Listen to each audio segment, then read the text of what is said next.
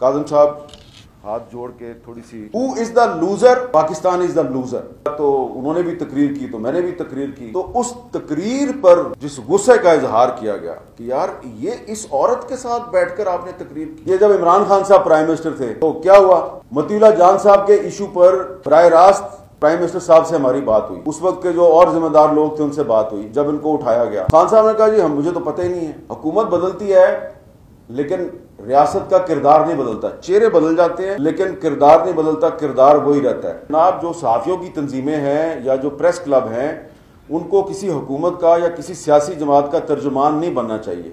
तो भाई यही तो मसला है, जो लोग तर्जुमान नहीं हैं, हर हुकूमत के दौर में सच बोलने की कोशिश करते हैं, तो हर दौर में उन्हीं लोगों के साथ जुल्म क्यों होता है? वही लोग जो है नाइंसाफी का शिकार क्यों बनते हैं? इसका जवाब कोई तो दे ना हमें। जो मर्जी आप हमें खराज तहसीन, तो हम भी आपको खराज तहसीन पेश करते हैं। तो आप अगर हमें खराज तहसीन पेश कर रहे हैं कि मीडिया ने बहुत अच्छा किरदार अदा किया है, तो मीडिया का किरदार पहले भी यही था, आपका किरदार उस वक्त ये नहीं था। चेहरा चेंज होकर आपका किरदार अगर वही हो गया तो हम आपको खराज तहसीन पेश करते हैं, आप हमें खराज तहसीन पेश करें। लेकिन सच्चाई ये है कि हम एक दूसरे की तारीफें करते रहें, सेंसरशिप तो खत्म नहीं ना हुई। जर्नलिस्ट प्रोटेक्शन बिल के तहत एक कमीशन बना था, उस कमीशन को हेड कर रहे थे जस्टिस रिजवी साहब, और फौत हो गए हैं वो।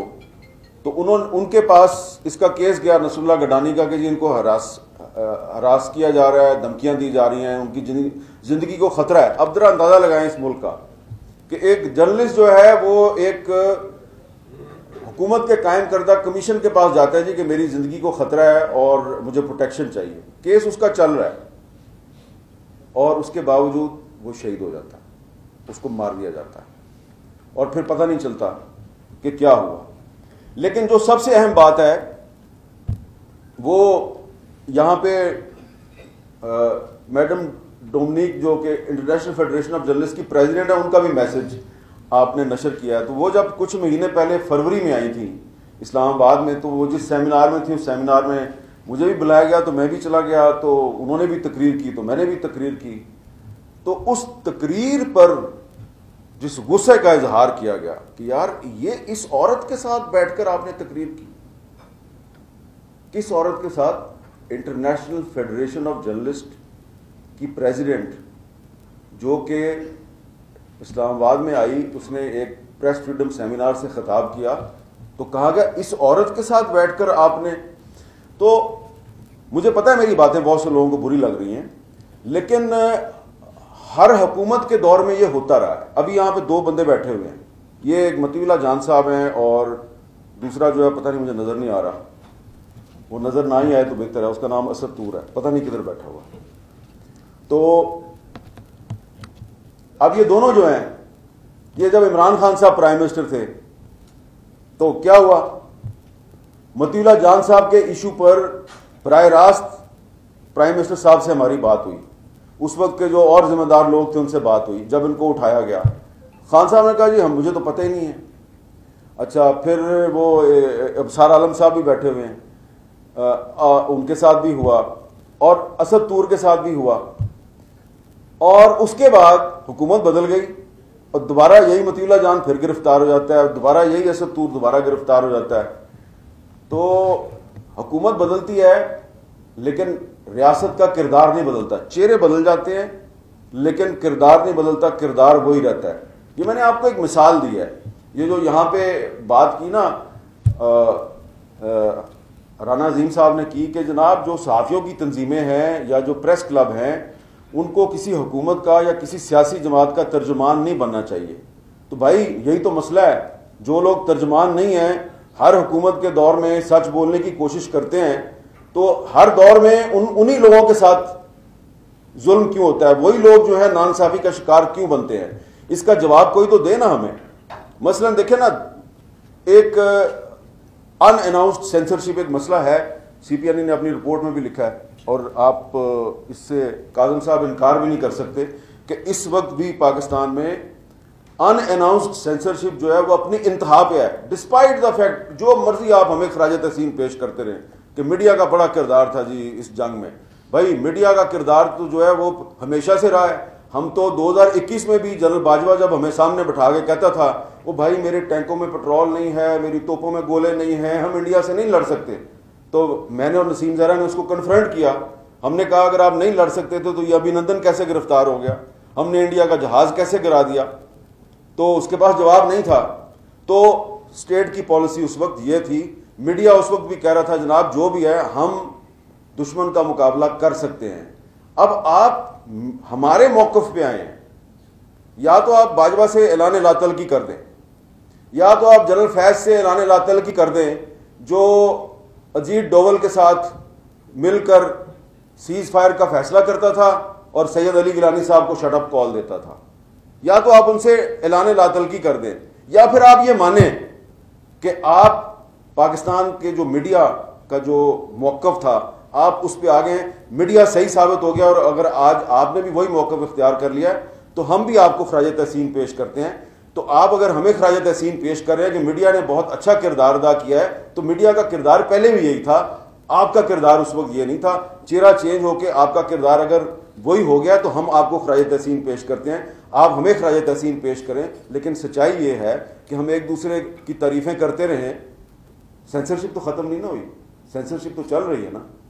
काशिफ अब्बासी तो अभी तक ऑफ एयर है, तो अगर हम काशिफ अब्बासी का नाम ना लें और एक दूसरे को खराज तहसीन पेश करते रहें तो इसको कहते हैं खुद फरेबी। तो खुद फरेबी का हम शिकार ना हो तो बेहतर है। CPNE की रिपोर्ट जो है उसने हमें पैगाम दिया है कि भाइयों बहनों, खुद फरेबी का शिकार ना होना।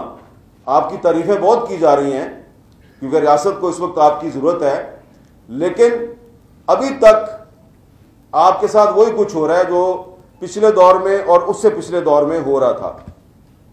मैंने थोड़ी सी बातें इसलिए की हैं कि इस दौर में प्रेस क्लबों को ताले लग रहे हैं, उससे पिछले दौर में भी ताले लग रहे थे। CPNE की रिपोर्ट में जिक्र है कि क्वेटा प्रेस क्लब को ताला लगाया गया।